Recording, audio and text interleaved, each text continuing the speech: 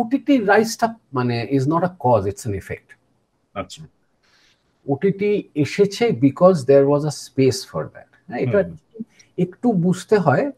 তাহলে আমাদের যেতে হবে মোটামুটি একটা, মানে আমি যদি সাম্প্রতিক ইতিহাস বোঝার চেষ্টা করি, সেটা দেখবো যে ওটাই 80-90-এর দশক থেকে, 90-এর মোস্টলি 90-এর সময় থেকে যেটা হয়, আপনি দেখবেন যে হলিউডে ফিন্যান্সিং পাল্টে যায়, ফিন্যান্সিং এর নেচার পাল্টে যায়। এবং তার আগে অবধি হলিউড কিন্তু প্রাইভেট ফিন্যান্সের মানে আওতায় ছিল, ইন্ডিভিজুয়াল ফিনান্সিয়ারদের আওতায় ছিল। এবারে ইন্ডিভিজুয়াল ফিনান্সিয়ার হলেই না এক ধরনের ডেমোক্রেসি তৈরি হয়, কারণ কোনো ফিনান্সিয়ারই একরকম নয়। এটা ওই ফ্র্যাঙ্ক জাপার একটা খুব মানে মিউজিক ইন্ডাস্ট্রি সম্বন্ধে যে অ্যানালিসিস আছে সেটা এখানে একটু কোট করি, ওটা আমার খুব প্রিয়। তো ফ্র্যাঙ্ক জাপা একটা সময় উনি বলছেন যে কেন 60s এর মিউজিক, 70s এর মিউজিক এত ইন্টারেস্টিং এবং 80s এর পর থেকে মিউজিক এত এত আনইন্টারেস্টিং হয়ে যাচ্ছে কিভাবে। তো তাতে উনি যেটা বলছেন যে কি হতো, 100টা স্টুডিও ছিল ইন্ডিভিজুয়ালি ওন্ড, হ্যাঁ, মানে মিউজিক লেবেলস ছিল আর কি, ছোট বড় ইন্ডিপেন্ডেন্ট ছোট আর কি।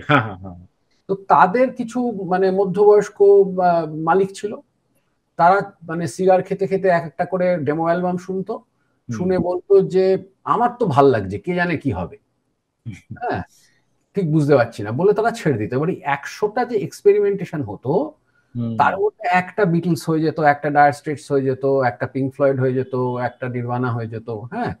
এবং ওই মানে কি বলবো 90টা মানে ফলস এক্সপেরিমেন্টের পুরো যে বিনিয়োগটা, ওটা 10টা সাকসেসফুল বিনিয়োগ একদম শেয়ার মার্কেট হিসেবেই ওটা ভয়ানকভাবে 3 গুণ 4 গুণ 5 গুণ করে দিত। এবং তাতে যেটা হতো যে ইন্ডিভিজুয়াল চয়েস, কর্কিনেস এবং র্যান্ডামনেস, হ্যাঁ, যে আনএক্সপেক্টেড নেস যেটা ছিল সেইটার একটা সেলিব্রেশন ছিল। তার ফলে ন্যাচারালি এনভায়রনমেন্টটাই ছিল হচ্ছে যে দেবের মানে ইট হেল্প ডাইভার্সিটি।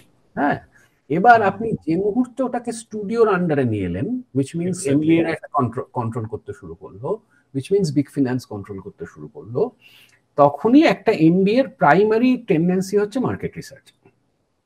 এটা তার ট্রেনিং। সে যখন একটা প্রোডাক্ট থেকে আসে সে মার্কেট রিসার্চ করে।